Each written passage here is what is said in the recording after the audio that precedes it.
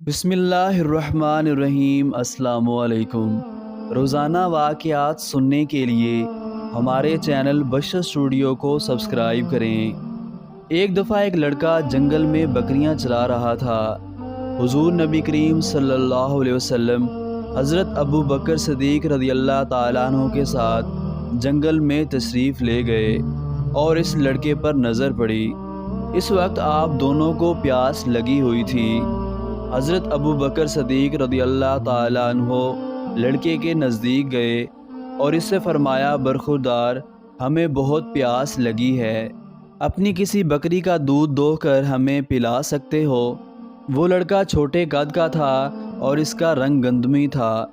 इसका जिस्म दुबला पतला था। हज़रत अबू बकर सिद्दीक़ रज़ियल्लाहु ताला अन्हु की बात सुनकर इसने कहा, साहिबो, ये बकरियां मेरी नहीं हैं, इनका मालिक उक़बा बिन अबी मुईत है।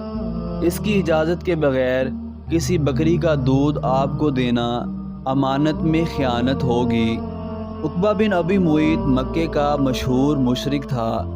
लड़के की बात सुनकर हुज़ूर सल्लल्लाहु अलैहि वसल्लम ने इरशाद फरमाया, साहबज़ादे, कोई ऐसी बकरी आगे ले आओ जो दूध ना देती हो, यानी जिसने बच्चे ना दिए हों। आप सल्लल्लाहु अलैहि वसल्लम की ये बात सुनकर इस लड़के ने कहा, ऐसी बकरी है तो सही, लेकिन आप इसका क्या करेंगे?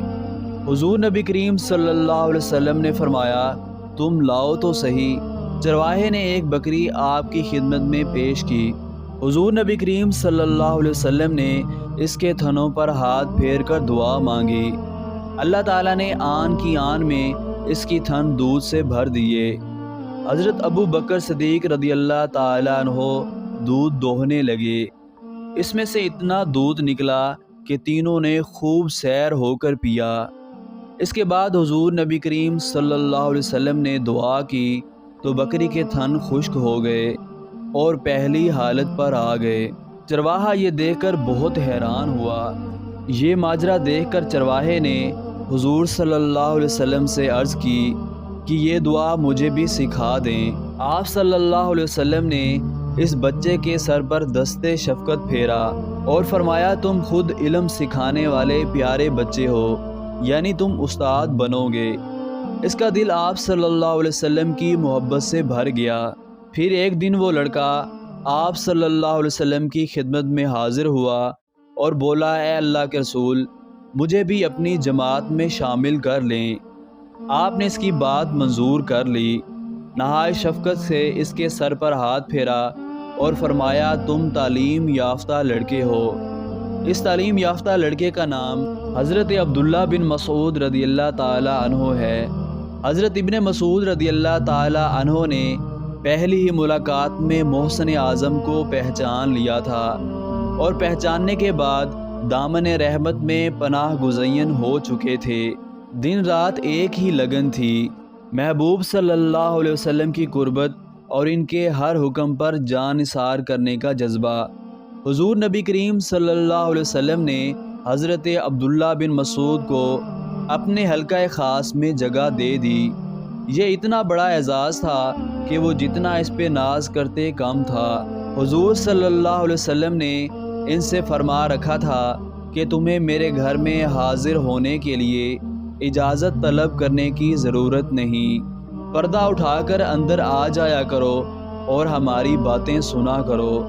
हज़रत इब्ने मसूद रज़ियल्लाहु ताला अन्हु ने जिस वक्त इस्लाम कबूल किया, इस वक्त काफ़िला अहले हक़ में नाम लिखवाना कोई आसान काम ना था। मक्का आजमाइश की भट्टी में बुनता जा रहा था। इब्तिला व आजमाइश के नित नए हथकंडे इस्तेमाल किए जा रहे थे। खौफ व दहशत की फ़िज़ा पैदा हो चुकी थी और इस घुटे घुटे माहौल में इस्लाम का बरमिला इजहार जान जोखों से कम ना था। ऐसे हालात में हज़रत इब्ने मसूद रज़ियल्लाहु ताला अन्हु ने एक रोज़ अहले हक़ को हैरान कर दिया और अहले बातिल के दिलों पर अपने ईमान की पुख्तगी का सिक्का जमा दिया। एक रोज़ मुसलमान खाना काबा में बैठे थे। एक तरफ कुरैश मक्का की महफ़िल जमी थी। अबू जहल पूरे ठाठ से महफ़िल की सदारत कर रहा था। جماعت مومنین میں یہ مسئلہ درپیش تھا کہ کون جا کر قریش کی مجلس میں با آواز بلند قرآن مجید کی تلاوت کرے گا۔ حضرت عبداللہ ابن مسعود رضی اللہ تعالی عنہ نے اس عظیم فریضہ کے لیے اپنی خدمات پیش کر دیں۔ صحابہ کرام رضی اللہ تعالی عنہ نے ان کے نحیف و نزار جسم کو دیکھا تو انہیں مشورہ دیا کہ وہ یہ پرخطر کام اپنے ذمے نہ لیں، مگر یہاں تو فریضہ حق کے لیے طبیعت مچل رہی تھی۔ اصرار کیا کہ میں ضرور یہ کام سر انجام دوں گا۔ چنانچہ یہ نازک بدن نوجوان حلقہ 11 سے اٹھا اور عزم حق و باطل کا مشاہدہ کرنے مجلس قریش کی جانب چل دیا۔ اس کے بعد آپ مسجد حرام میں داخل ہوئے اور مقام ابراہیم کے پاس آ کھڑے ہو گئے اور بلند آواز سے سورہ رحمان کی تلاوت شروع کر دی۔ قریش نے ایک دوسرے سے پوچھا، یہ ابن مسعود تو محمد صلی اللہ علیہ وسلم پر نازل کردہ قرآن پڑھ رہا ہے۔ یہ سننا تھا کہ دشمن ٹوٹ پڑے اور عبداللہ کو مار مار کر لہو لہان کر دیا۔ ان کا لباس خون میں شرابور، لیکن زبان پر کلام ربانی کی تلاوت جاری تھی۔ جب آپ فارغ ہو کر ساتھیوں کے پاس پہنچے تو آپ کی جسم سے خون بہہ رہا تھا۔ صحابہ نے آپ کی یہ حالت دیکھ کر فرمایا کہ ہمیں اس بات کا اندیشہ تھا۔ حضرت عبداللہ بن مسعود نے کہا کہ اللہ کی قسم، اب دشمنان خدا میری نظر میں گھاس بھوس تنکا کی بھی حیثیت نہیں رکھتے۔ اگر آپ اجازت دیں تو میں پھر سے کل صبح ان کے سامنے جا کر وہیں قرآن مجید کی تلاوت کروں۔ سب نے روک دیا اور عرض کیا کہ آپ نے حق ادا کر دیا اور قریش کو وہ مقدس کلام سنا دیا جس کو وہ سننا نہیں چاہتے تھے۔ ابن مسعود نے درس گاہ نبوت سے ہی تعلیم حاصل کی، قرآن مجید کی تلاوت، شریعت الہی اور قرآن فہمی۔ صحابہ کرام رضی اللہ تعالی عنہم کے درمیان آپ کو خاص مقام و مرتبہ حاصل تھا۔ وقوف عرفہ کے دوران ایک شخص حضرت عمر رضی اللہ تعالی عنہ کی خدمت میں حاضر ہوا اور عرض کی کہ اے امیر المومنین، اس وقت میں کوفہ سے آ رہا ہوں۔ وہاں ایک شخص اپنے حافظہ کی بنیاد پر قرآن مجید لکھوا رہا ہے۔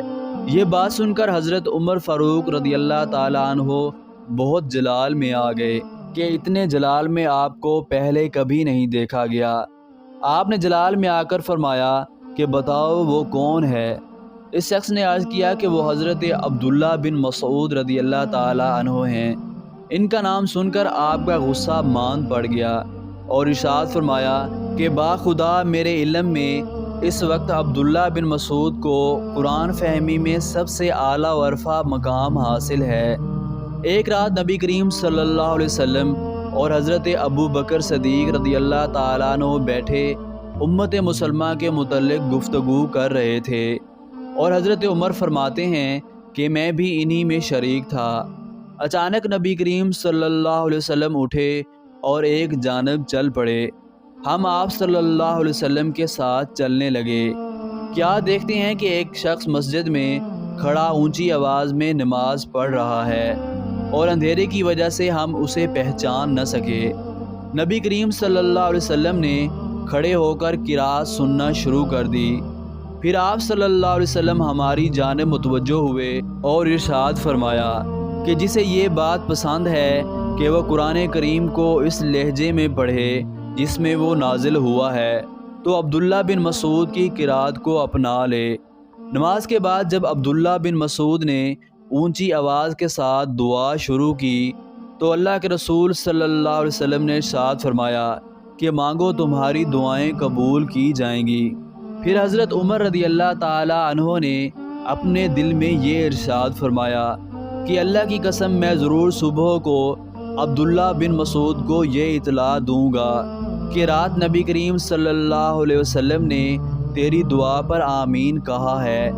فرماتے ہیں کہ میں صبح سویرے خوشخبری دینے گیا تو کیا دیکھتا ہوں کہ حضرت ابو بکر صدیق مجھ سے پہلے خوشخبری سنا چکے ہیں۔ حضرت عمر فرماتے ہیں برملا میں اس بات کا اعتراف کرتا ہوں کہ حضرت ابو بکر صدیق مجھ سے ہر نیکی کے کام میں سبقت لے گئے۔ خود عبداللہ بن مسعود اپنی قرآن فہمی سے متعلق فرماتے ہیں کہ قسم ہے اس ذات کی جس کے سوا کوئی معبود نہیں، اس کے فضل و کرم سے مجھے قرآن مجید کی ہر آیت کے متعلق علم ہوا ہے کہ وہ کہاں نازل ہوا، اس کا شان نزول کیا ہے۔